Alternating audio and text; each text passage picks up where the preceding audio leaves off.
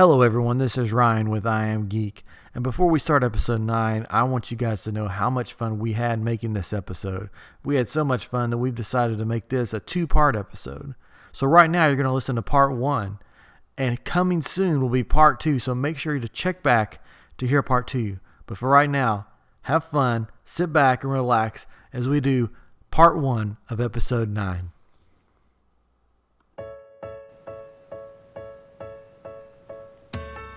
Hello and welcome to I Am Geek, the show for the geek in all of us.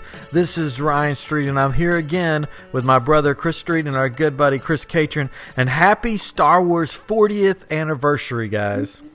Yeah. Woo! Happy Geek Pride Day. Oh, geek! It's like everything today. Yeah. Geek Pride Day. And happy Red Nose Day. Happy Red Nose Day. Yeah. There's a lot to celebrate. And it's also National Tap Dance Day too. Oh, well, what are we doing on here right now? I don't know. Yeah, there's all kinds of tap dancing we could be doing or watching on YouTube, but we're here. I'm going to tap dance right now. Now, I wonder if they, like whoever invented Geek Pride Day, who knows who, I wonder if they looked at the calendar and said, hey, it's Star Wars anniversary. Let's make it on the same day. Yeah, I'm sure that's part of it. It came with it. I think it was a law. Yeah. I can't believe that was 40 years ago that Star Wars came out. That was before any of us were born. Just let that sink in. As far as we know.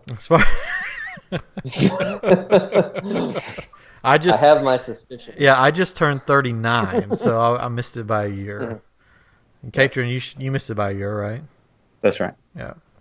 And I missed it by like 4. You know what's crazy though? When did Empire Strikes Back come out? Oh, I can. Let's see. I know Jedi came out in '83. Because I remember seeing Empire Strikes Back in the drive-in, and I'm like, how did I remember that if I was born in '78? See, my suspicions are correct. But maybe it was a read. You were born before it. Oh, I know. And, I mean, I was born... Yeah, 1980. Okay. But, I mean, I still was like 2 then. So they must have No, it's that powerful of a movie that, it was. It's sunk into a 2-year-old. Yeah, I don't remember much about it when I went to see it at the drive-in because I was like, it's the drive-in. This is awesome. But, I don't know. They must have re-released it like they've done before. But you're just a very smart 2-year-old. Yeah. I remember when they re-released them with, of course, the added footage out to theaters. Mm-hmm. And I saw them in theaters then. But, I wasn't alive for any one of them. I was alive for the third one. Return of the Jedi. I think I remember seeing that one. Now, I remember getting all the toys. And we got all the toys. I remember all the toys, definitely. Yeah, and I remember, like, when I saw Return of the Jedi, I just wanted to live with the Ewoks and ride speeder bikes all day. Like, that's what I wanted to do. And I remember getting the Ewok Village. I still have it. It's in a closet here somewhere. And just, like, that was the coolest thing. And I remember getting a speeder bike, but the speeder bike would just fall apart all the time. So that... I do remember that. Yeah. It exploded. Like it was made to explode. Yeah. Though, wasn't it? Yeah, but it would never like stay together. It'd always just be in pieces. No. Go ahead. Oh, sorry. And you did live with an Ewok. We had a little dog named Nisa. Yes, after Princess. Who was named after Princess Nisa from the Ewoks. Yeah. She looked just like an Ewok. She did. A little Lopsa. She did. She's adorable. Oh, but I still have most all of my Star Wars stuff. I have like the Ewok Village, but a lot of the parts are missing, just like everything. Because when we were younger, when you're a kid, you don't sit there and go, "Man, I got to keep this in the box." So I have everything. No, you rip it out and you play with it. So pieces of that. We had like the X-wing, we had the Millennium Falcon, but who knows what happens to those? Our parents are probably going to get mad, but like, no, we still have them. They say that they still have them, but I can't find them anywhere. So they flew off to a galaxy far, far away. They could still be there. There are crevices in that house that I don't think anyone's been in for I don't know how long. They could. We should like go back. We should go there sometime together. Take a camera and do our own Indiana Jones like experience and try to find them. Crawl through the attic and under the bowels of the house and try to find them. But there you would find snakes. So I don't know if you can go under the house. That's fine. That's all you. I'm not going underneath there. Oh no, I'm good. I never found snakes under there, but we did have possum and other creatures that would under there, and then they would get into the basement, and then you would see these like beady eyes staring back at you while you're. Because I used to live in the basement, so that was so fun. But we did. I still spiders down there. Yeah, oh gosh, those jumping spiders and stuff. But I missed the Millennium Falcon. That's one thing that I wish I could find again. They did have some when we went to Star Wars Celebration, but they were just like so trashed, and then like missing all their parts, but still super expensive, which was like, no, I will. There's a store in downtown McKinney, area here in Dallas. That it's just Star Wars store. It's just all Star Wars toys, and they have like some of those toys like still in the box. And you haven't bought this for me? Why? For reasons you have spoke earlier, which they are expensive. Well, when I come and visit, you have to take me to see this stuff. Yes, because I am coming to visit. It's like a long time from now. It's October, I think. So it's a while. Chris and I, Katrin, we figured that you wouldn't want to make the drive down from Memphis, but we're going to go see Rhett and Link from Good Mythical Morning. They're going to be there doing a show. You could come down if you want to. But, when is it? October 21st. Oh, I can't be there. He has his calendar up, you know. He's if it was the 20th, he could have been there. The 20th, they're going to be in Austin. But I love Good Mythical Morning. They're funny. Yeah, it's part of my daily routine, as they say. We watch it every day. Jennifer watches it every night, and she like falls asleep to it every night. So I'm that's like her lullaby, I think, just watching them. But they are hilarious. Sure I know. But they're my age and Katrin's age, and they are like some of the biggest YouTube stars around. I don't know how we got off on this. We went from Ewok Village to Rhett and Link, which is funny about the Ewok Village. We'll go back to that. Do you remember the Robin Hood movie, the Kevin Costner Robin Hood movie? Yes. And do you remember the toys they brought out for that?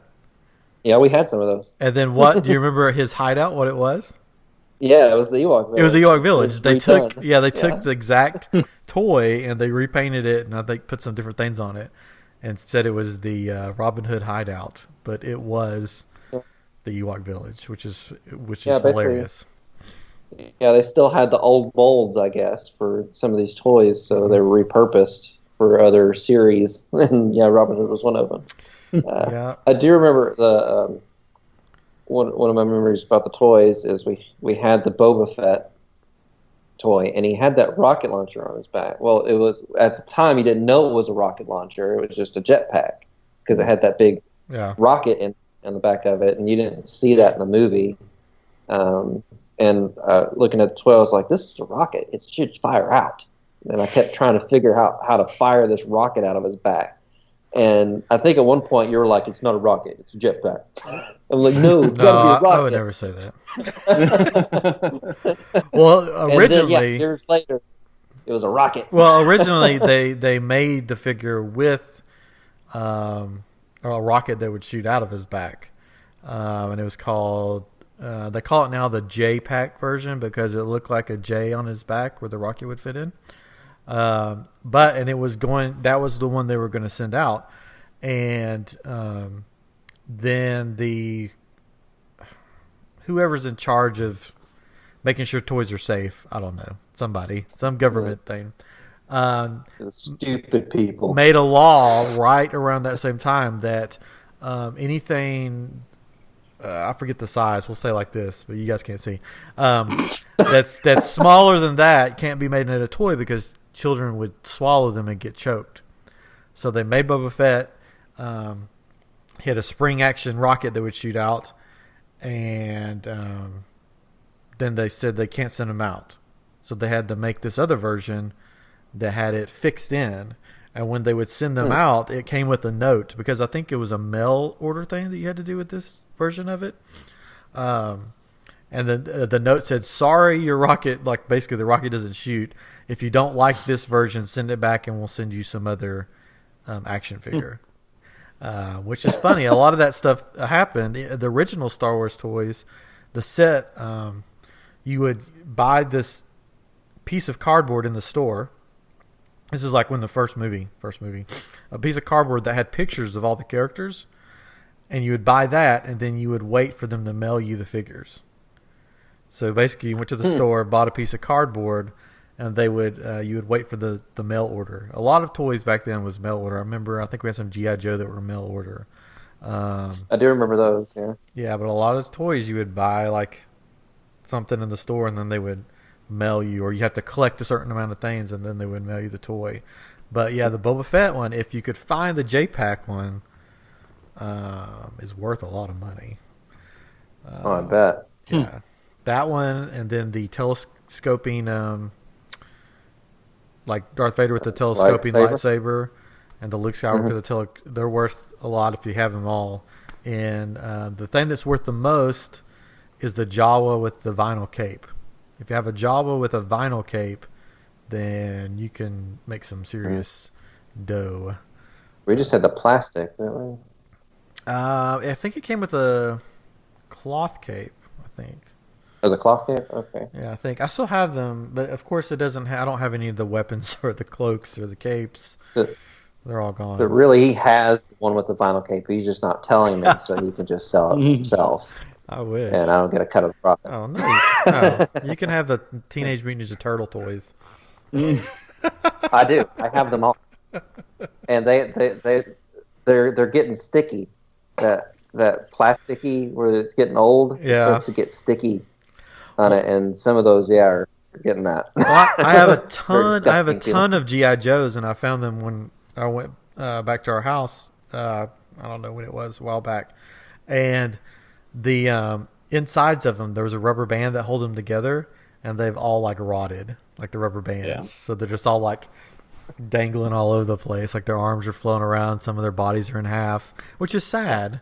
But I did find a video that shows you how to put new ones in, because we have like we had a ton of G.I. Joes, and we had the 6 foot long G.I. Joe aircraft carrier that my dad basically got at a bargain because nobody would buy them, and he basically told the toy guy, "Here, I'll give you this much money for it," and they're like, "Yeah, sure, take it," because they had so many on the shelves because they were 6 foot long and nobody had a place to put them. And it was the coolest toy, and I still have it, and I can't wait to one day sit it back up for my son to play with it, because he'll love it. But man, we just like got on this whole toy thing, which is pretty cool. Yeah, well, toys are fun. Yeah, toys are fun. I still have toys. We had a lot of different Star Wars stuff. We had a Star Wars coat rack. Remember that? Yes, which broke because we were roughhousing. We made our dad. I think we made a fort and used it to support part of the fort. Okay. And then we fell into it. Well, I think we fell into the fort, and it broke. If I remember correctly, I don't remember. It's been so long ago. I could be completely wrong. But our father did fix it up for us and presented it to my son, and now it's in his room. And so we have the coat hanger. It's Darth Vader and Luke Skywalker fighting, and then it's shaped like Darth Vader's sort of torso head. Silhouette. Silhouette. And then we also have the old sheets from our bed, the Return of the Jedi sheets. My mom turned them in. Disgusting. Yeah, but our mom made stuff for my son's nursery out of the sheets. So she made like a quilt. I made this wall hanging thing and like the things that go around the crib So it's cool. All that old stuff, we still have it, and get to carry it on to the next generation. But it's crazy how a movie series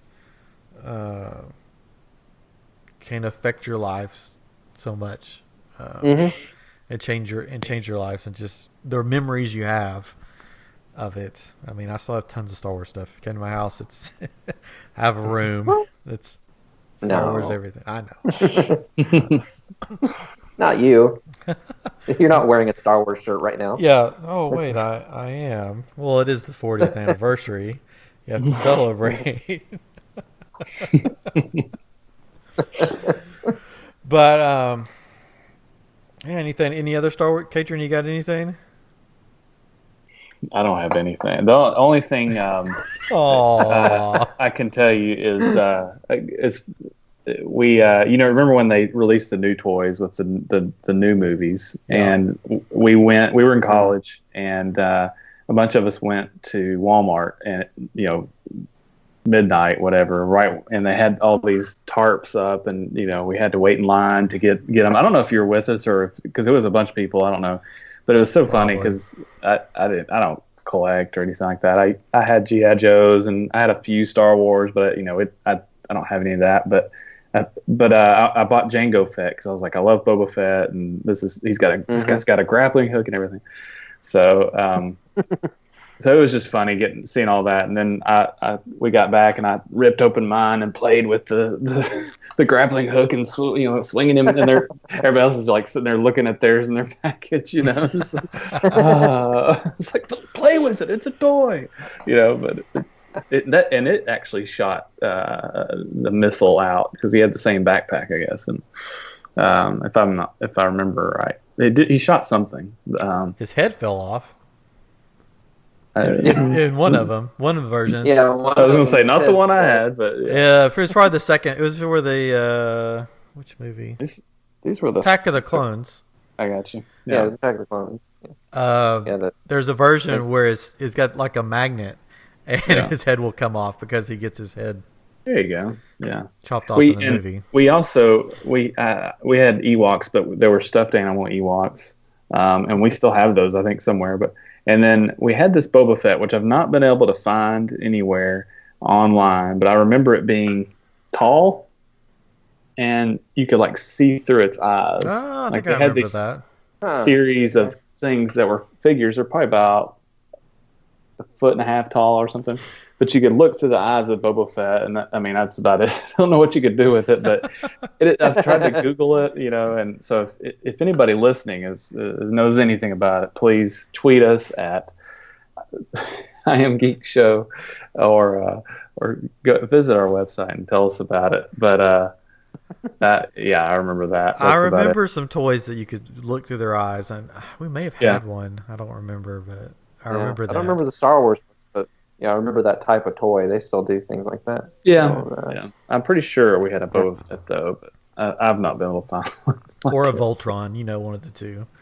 Yes, Voltron. So we had all the Voltron toys. Not to get off on Voltron, but we had you could build the big Voltron dude, and that was awesome. Those little lion things, and then we had another version of it. I don't know if it was a knockoff or it was a different version, but there were cars, and you put the cars together to make the big robot guy, and it's kind of weird, but I think it might have been a knockoff, but no, I mean it was it looked like Voltron. Oh, okay. Made the same Voltron thing, but there were cars instead of the lion, so it's probably a knockoff, but I don't remember. Have you ever seen any of the knockoff Star Wars toys from Turkey or Hungary? They are so funny. No. There's one that's probably the most famous one, and the packaging, it doesn't say Star Wars. I think it says Stars War. I remember something like that. And then it's the guy that was the guy that controlled the Death Star Ray. That figure with the weird helmet, Oh yeah. So it sort of looked like him, but on the package, he's at a control station, or what you think is a control station, pushing buttons. But if you turn the package upside down and really look at it, it's a calculator. Like they put a calculator down, put the figure on the calculator, and took a picture. And it's like a calculator that he's pressing the buttons on with his little hands. But yeah, you should look those up. There's a place called Rancho Obi-Wan. It's this guy that's like the largest Star Wars collection, and he's got a whole section dedicated to all these knockoff ones from different countries. And there's some funny knockoffs, and you're just like, really? How did they like get away with that? Of course, back then, people. I mean, they just did stuff like that, just put it out, and you still find stuff like that today. They still do that. Oh yeah, they'll do random things like that where you'll see like a Justice League set or something from somewhere over in Europe, but it has like Spider-Man and a Ninja Turtle in there. Random things put together. But yeah, so there's if there's something of Star Wars that you want, you can probably find it. Stars War. Yeah, I found it on Pinterest, and it's kind of funny stuff. Yeah, Stars War. Stars War. Blue stars. It looks like this one guy. It's blue stars. Is that the Stormtrooper one? And they're blue? Well, yeah, they look like G.I. Joe, the Cobra Commander. When he had that one cloak thing or cowl. Yep. That's supposed to be their version of the Stormtrooper. Yeah, there's all kinds. Some of them are like look like the characters, and some of them look nothing like the characters. Yeah, they're painted different or not painted at all.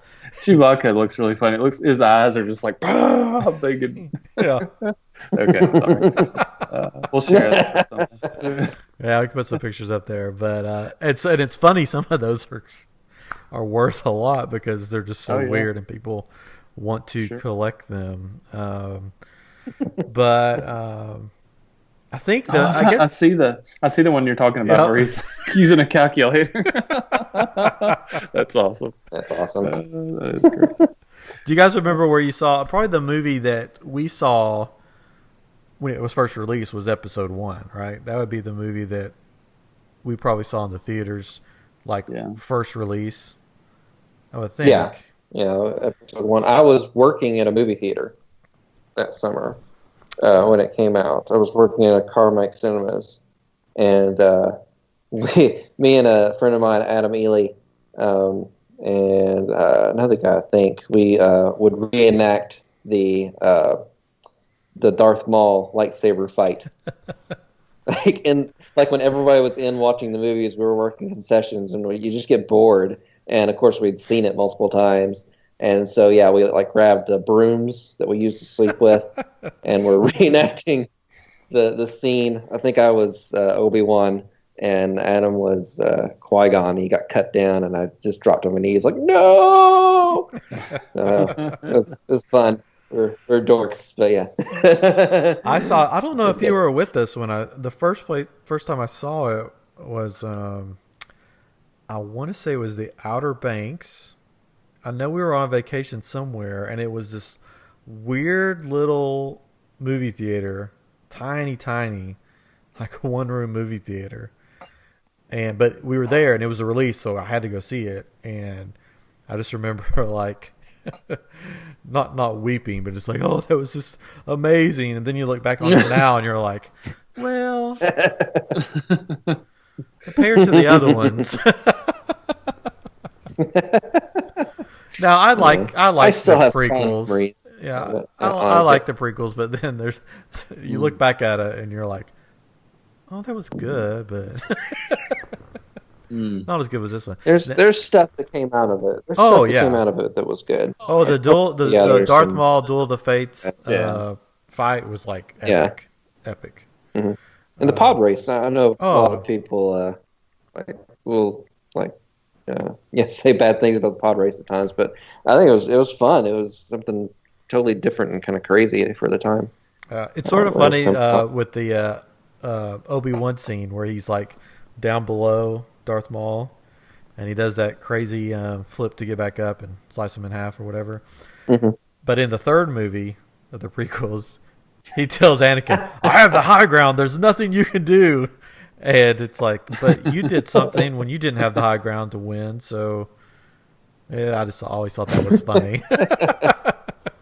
Well, he knew the only move you could do, so he that's it. Oh, I guess. He predicted what he would do, because that's the only thing you can do. Is just do a Jedi jump backflip thing over top of you. So you just swing your lightsaber above you, and you're dead. I read an article about the third one, about how Queen Amidala was actually originally supposed to be the one that started the rebellion. And so she had a much bigger part in that third one, where she doesn't just go off and cry and die, but she is the one that sort of starts the rebellion. And the scene where she confronts Anakin, originally she's supposed to have a knife behind her back, and she was there to basically say, "Okay, I'm going to give you one last chance, but if not, then I'm going to end you." And but that was cut, and she just got choked out and died of a broken heart. Oh. But yeah, so there's just so I could talk about Star Wars all night long, and I know you guys probably don't want to. So,